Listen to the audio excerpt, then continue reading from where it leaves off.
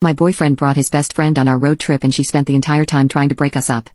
I really wanted to take a trip with my boyfriend to have some time away from his best friend for just the two of us. I didn't tell him this explicitly, but that was my goal with proposing me and him go on a cross-country road trip together. My boyfriend and I have been talking about this trip for a while, and we both love traveling, so I was so excited when he accepted. We had packed the car for the trip the night before, but right before we went to sleep, he dropped the bomb on me that he had invited his best friend to come along with us for the entire trip. I felt so defeated and utterly annoyed in that moment, yet I really didn't want to start a fight with him right before we were going to be crammed in a car for 2 weeks straight, so I decided to just let it slide. I even tried to convince myself that maybe she would have a change of heart during this trip, and we could finally establish some sort of respect between us or maybe even a friendship. I want to burst out laughing when I think about how stupid I was even to agree to go on the trip after my boyfriend told me he invited her. The next 2 weeks turned out to be a bigger dumpster fire than I could have ever pictured. My friend decided to tell me the night before we left for our trip that he had decided to invite his best friend to come along without even asking me.